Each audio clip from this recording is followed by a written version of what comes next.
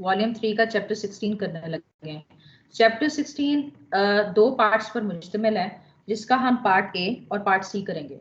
सबसे पहले हम पार्ट ए देखते हैं, वो है एक्स्ट्राडिशन फ्रॉम पाकिस्तान।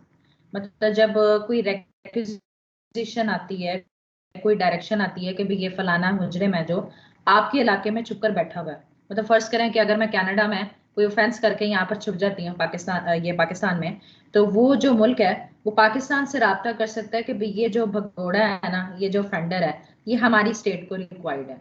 ठीक है, तो उसको लेने का क्या अमल है वो चैप्टर 16 पार्ट ए की सूरत में हम देखेंगे। ठीक है, अच्छा, इसमें जो सबसे पहले पैराग्राफ 1 है वो डिफाइन कर रहा है कि एक्स्ट्राडिशन होता क्या है। एक्स्ट्राडिशन का मतलब ये होता है कि जब फ्यूजिटिव ऑफेंडर को एक स्टेट से दूसरी स्टेट को हैंड ओवर कर दिया जाता है जहां पर उसको सजा दिए जानी चाहिए, ठीक है, ये जहां पर उससे कन्विक्शन हो गई है।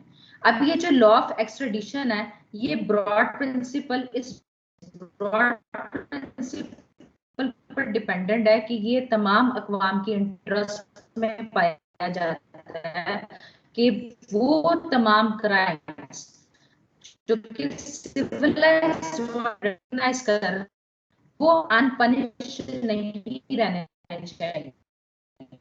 ठीक है, मतलब उन one state to another in which the offender is liable to be punished or has been convicted. The law of extradition is based on the broad principle that it is in the interest of all nations that crimes recognized as such by the civilized world should not go unpunished. Para 2 में इसका applicable law बताया, extradition act 1972। ये आपको law याद रखना है जब foreign states को सरेंडर करना होता है फ्यूजिटिव ऑफेंडर्स को। ठीक है, पैरा 3 भी आपका इंक्लूडेड है। पैरा 3 में कहा गया है कि क्या प्रोसीजर अडॉप्ट किया जाएगा जब आपने फ्यूजिटिव्स को हैंड ओवर करना है फॉरेन स्टेट की तरफ। ठीक है, एक्स्ट्राडिशन एक्ट 1972 में ये डिफाइन हुई है कुछ टर्म्स। एक्स्ट्राडिशन ट्रीटी क्या होती है, फ्यूजिटिव ऑफेंडर क्या होता है, ट्रीटी स्टेट क्या होती है, और प्रोसीजर क्या है वो चैप्टर 2 में प्रोवाइडेड है इस पर्टिकुलर लॉ का, एक्स्ट्राडिशन एक्ट 1972 में। ठीक है, अब इसमें वो तमाम फॉरेन स्टेट्स आती है जिनके साथ हमारा एक्स्ट्राडिशन का मुआहदा हुआ है या जिनके हवाले से हमें डायरेक्शंस इशू की जाती हैं सेक्शन 4 ऑफ एक्स्ट्राडिशन एक्ट 1972 के तहत। ठीक हो गया, अब हम पैरा 4 पढ़ने लगे, arrest and detention of fugitive criminal of foreign state. अच्छा, अब जब फॉरेन स्टेट की गवर्नमेंट रेक्यूजेशन पेश करती है, वो रेफरेंस आता है वहां से कि भाई ये जो फ्यूजिटिव ऑफेंडर है ना, ये हमें रिक्वायर्ड है, तो जो रेक्यूजेशन की जाती है वो सेक्शन 6 ऑफ एक्स्ट्राडिशन एक्ट 1972 के तहत की जाती है। ठीक है, फिर उस पर फेडरल गवर्नमेंट क्या करती है कि मैजिस्ट्रेट को हुक्म देना होता है कि भाई आप इंक्वायरी शुरू करें, और इंक्वायरी शुरू करने का जो हुक्म होता है वो सेक्शन 7 के तहत दिया जाता है। फिर वो जो मैजिस्ट्रेट जो ऑथराइज है वो सेक्शन 8 के तहत इंक्वायरी कंडक्ट करता है। ठीक है, अब इंक्वायरी कंडक्ट करने के बाद मैजिस्ट्रेट ये दो नतीजों पर पहुंच सकता है। सबसे पहले एक क्लॉज में ये कहा है कि अगर प्राइमा फेशी केस नहीं मेड आउट होता तो फिर वो क्या करेगा, वो फ्यूजिटिव ऑफेंडर को डिस्चार्ज कर देगा और रिपोर्ट सबमिट कर देगा फेडरल गवर्नमेंट को। ठीक है, पहली तो सिचुएशन ये है। बी सिचुएशन के मुताबिक ये कि प्राइमा फेशी केस बन गया कि वाकई में ऐसा है, तो उसका जो रिजल्ट है वो फेडरल गवर्नमेंट को सबमिट किया जाएगा। फिर साथ ही साथ वो अगर कोई स्टेटमेंट दी गई है फ्यूजिटिव ऑफेंडर की जो कि वो चाह रहा है कि भाई फेडरल गवर्नमेंट इसको कंसिडर करे, तो वो स्टेटमेंट भी रिपोर्ट के साथ भिजवा दी जाएगी। ठीक हो गया, अच्छा, उसके बाद थर्ड पॉइंट ये है कि फिर उसे प्रिजन में डिटेन कर दिया जाएगा और फेडरल गवर्नमेंट के ऑर्डर का इंतजार किया जाएगा। ये सेक्शन 10 ऑफ एक्स्ट्राडिशन एक्ट 1972 में प्रोवाइडेड है। उसके बाद फेडरल गवर्नमेंट जब रिपोर्ट रिसीव होती है वो वारंट इशू करती है, वारंट फॉर डिलीवरी, कि इस फ्यूजिटिव ऑफेंडर को किस जगह पर किस बंदे के हवाले करना है। ये सेक्शन 11 में प्रोवाइडेड है। ठीक है, उसके बाद फ्यूजिटिव ऑफेंडर अगर पाकिस्तान में 2 माह के अरसे से है पाकिस्तान में और पाकिस्तान से बयान उसे नहीं लेकर जाया गया, तो वो हाई कोर्ट को अप्लाई कर सकता है कि भाई मुझे डिस्चार्ज कर दें आप। ये सेक्शन 12 ऑफ एक्स्ट्राडिशन एक्ट 1972 में प्रोवाइडेड है। ठीक है, फिर फेडरल गवर्नमेंट रीजंस रिकॉर्ड करके उस ऑफेंडर फ्यूजिटिव ऑफेंडर को डिस्चार्ज करने का हुक्म दे सकती है। ये सेक्शन 30 ऑफ एक्स्ट्राडिशन 1972 में प्रोवाइडेड है। अब आपको सब कुछ क्लियर है कि हमने इसमें डेफिनेशन भी देख लिया, हमने प्रोसीजर भी देख लिया। तो ये 1 से लेके 4 तक आपको सारा ही याद करना है कि एक्स्ट्राडिशन फ्रॉम पाकिस्तान का क्या प्रोसीजर लेट डाउन है। तो मुझे अब याद आएगा कि मैंने चैप्टर 16 का पार्ट ए लिखना है। क्लियर है सबको? कोई किसी का सवाल? अच्छा, उसके बाद अब हम आते हैं इसके पार्ट सी में। अच्छा, अब पार्ट सी क्या टाइटल कह रहा है कि jurisdiction of criminal courts in regard to offences committed outside Pakistan. अच्छा, वो ऑफेंसेस जो पाकिस्तान के बियॉन्ड कमिट हुए हैं, इस हवाले से पाकिस्तान की जो क्रिमिनल कोर्ट्स हैं उनका क्या इख्तियार है।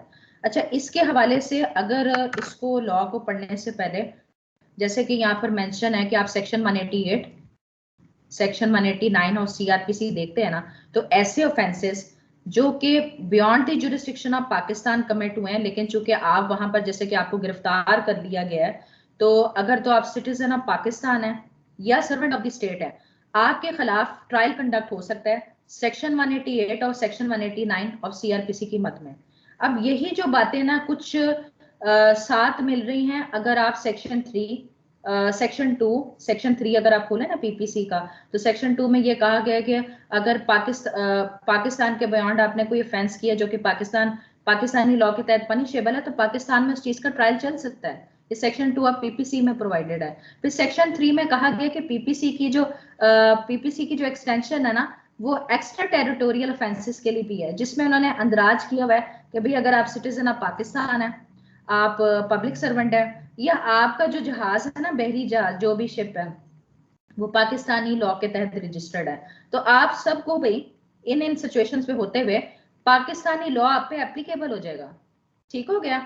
अच्छा, अब हम पैरा 1 पढ़ते हैं कि person liable to be tried, section 188 of the code of criminal procedure 1898 renders citizen of Pakistan and servants of the state liable to be tried in Pakistan for the offences committed beyond the limits of Pakistan in certain cases। मतलब ये citizen of Pakistan, ये servants of the state को liable कर रहा है उन तमाम offences के लिए जो कि पाकिस्तान के बियॉन्ड आपने कमिट किए हैं। ठीक है। उसके बाद पैरा 4 पे आते हैं, liability of citizen of Pakistan. अच्छा, अब इसमें ये है कि आप पाकिस्तान के सिटीजन हैं तो आप लाइबल हैं, आपको मतलब कि उन ऑफेंसेस के ट्राइबल किया जाएगा और पनिश किया जा सकता है। और ये बात सेक्शन 3 के पीपीसी में प्रोवाइडेड है। जो मैंने बात की वो दोबारा से रिपीट हो रही है, कोई नई बात नहीं है इसमें। ठीक है। अच्छा, 1-4, उसके बाद आप 6 पे आ जाएं। पैरा 6 क्या है? Trial permissible only on the certificate of political agent और सैंक्शन ऑफ द गवर्नमेंट। अगर आप सेक्शन 188 और सीआरपीसी खोले ना, तो उसमें ये लिखा हुआ है कि जब आपने ट्रायल इनिशिएट करना है ना, तो आपको पॉलिटिकल एजेंट का सर्टिफिकेट दरकार होता है। अगर उस इलाके में पॉलिटिकल एजेंट नहीं है तो फेडरल गवर्नमेंट की सैंक्शन ले ली जाए, मतलब उसकी अप्रूवल ले ली जाए। ठीक है। उसके बाद पैरा 7 पे आते हैं, even inquiry not permissible without certificate. यहां तक कि अगर आपने इंक्वायरी भी इनिशिएट करनी है तो सर्टिफिकेट दरकार है, सर्टिफिकेट नहीं है तो इंक्वायरी नहीं कंडक्ट कर सकते। हाँ, अलबत्ता जो इब्तदाई मराहिल हैं, जैसे कि समन इशू करना है, वारंट इशू करना है, प्रोसेस इशू करना है, ये काम अदालत कर सकती है। ठीक है। अच्छा, इसमें अभी आपने 1, 4, 6, 7, उसके बाद आप 10 पे आ जाएं। 10 पे क्या कहा गया है? Court to record a finding about nationality of offender and insert in charge. अच्छा, मैजिस्ट्रेट इस बात की एग्जाम्पशन नहीं ले सकता कि भाई ये चूंकि एक मुश्किल है, मसला है, और ये है कि ये पाकिस्तानी लॉ के बियॉन्ड दी पाकिस्तानी ये कमिट हुआ है तो लिहाजा मैं से छूट ले लूं। नहीं, आपने उसकी नेशनैलिटी के लिए भी इंक्वायरी कंडक्ट करनी है और इसका आपने चार्ज में अंदराज भी करना है। ठीक है। उसके बाद पैरा 12 पे आते हैं, special rule of evidence. Section 189 में एक special rule of evidence prescribe किया गया है, उन इंक्वायरी में प्रोवाइडेड है। ठीक हो गया। अब इस पर ये पर्पस ये क्यों अडॉप्ट किया गया? ये इसलिए है क्योंकि ऐसी एविडेंस जो वैसे तो प्रोक्योरेबल नहीं है, लेकिन उस एविडेंस को एडमिसिबल बनाने के लिए ये special rule of evidence provided है। ठीक है। अच्छा, ये अब आपका चैप्टर 16 हो गया। सबको क्लियर है मेरी बात? कोई प्रॉब्लम वगैरह इस पार्ट के हवाले से? अच्छा, सब क्लियर है। अच्छा ठीक है। अब चैप्टर 16 के बाद मैं अभी चैप्टर 17 नहीं स्टार्ट कर रही, मैं अभी चैप्टर 18 स्टार्ट कर रही हूँ, क्योंकि कंपैरेटिवली ये जरा शॉर्ट है और ये जल्दी हो जाएगा। अच्छा, काइंडली आप अब सब अपनी बुक में से चैप्टर 18 निकाल लें। निकाल लिए सबने? अच्छा ठीक है। चैप्टर 18 है जो मेडिकल से रिलेटेड जो है, उसके चैप्टर 18 के मैं पार्ट बी में आती हूँ। ठीक है। जो कि चैप्टर ये कह रहा है reference to the chemical examiner. अच्छा, अब इसमें ये कहा गया है, सबसे पहले पैराग्राफ 1 में ये कहा है कि medical officer to be consulted about articles to be sent to chemical examiner. ठीक है।